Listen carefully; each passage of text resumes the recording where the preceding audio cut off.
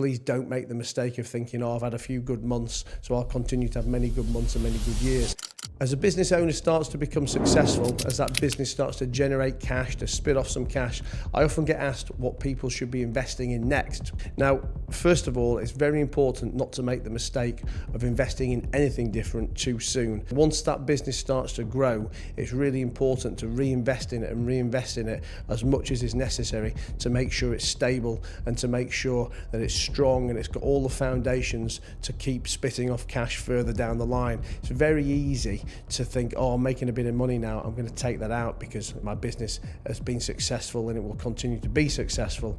But anyone who's been in business for a long time will tell you that ups and downs are very much the day-to-day of business, and please don't make the mistake of thinking, oh, I've had a few good months, so I'll continue to have many good months and many good years. I think first of all, before you're even thinking about investing in something else, it's just important to make sure you've got enough fat on your back, you've got enough cash in the bank to weather the storm, and then also just to keep investing in what you're already doing, because you've obviously found a business model that works and you want to double down on that, triple down on that while you can, because ultimately you're never going to find anything that gives you as good an ROI as investing in your own business, in building your own plans and building your own brand. But when there does become the point that you want to invest in something else, for me, I think the most important thing is to then invest in something that is safe, is stable, and is hands-off. Because as a business owner, you're going to have all your time spent concentrating on that business, selling more, buying more, dealing with problems, dealing with staff.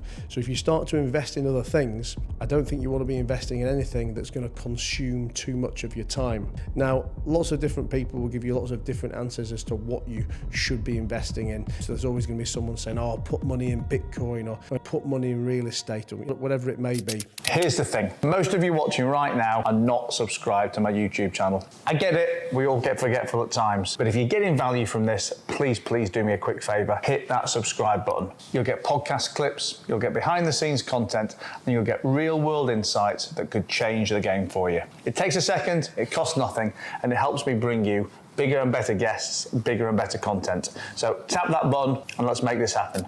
I'm not here to advocate for any one particular thing, other than whatever you choose, I think it should be safe, it should be stable, it should be passive. For me, that's the key thing when it comes to my investments. So outside of my day-to-day work, I only really invest in two things. One is property, and two is stock market tracker funds. Now, for anyone who doesn't know what stock market tracker funds are, they are basically just baskets of stock. So in the UK, we have the FTSE 100, the 100 biggest companies, or the FTSE 250, the 250 biggest companies, and it's possible to buy exposure to every one of those 100 companies, or every one of those 250 companies.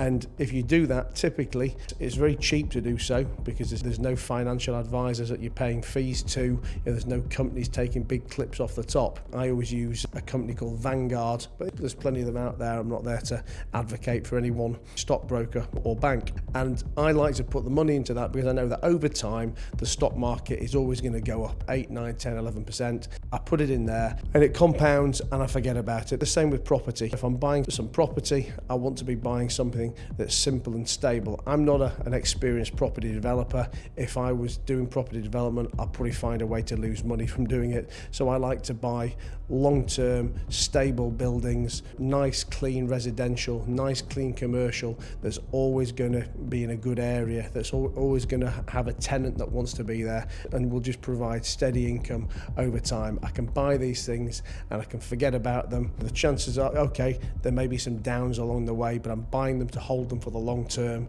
So over time, they will always go up. They're not going to distract me.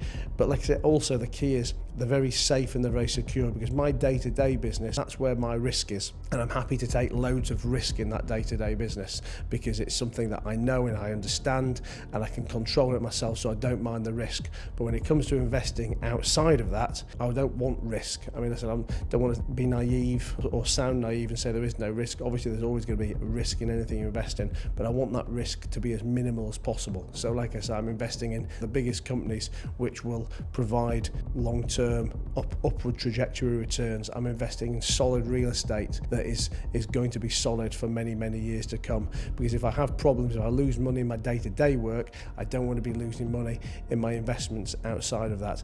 And for me, that's the key. If you're an entrepreneur, once you've started to make money, invest in those kind of things and keep your headspace and your cash free to concentrate on your day-to-day business, and let your external investments just compound safely and securely over time.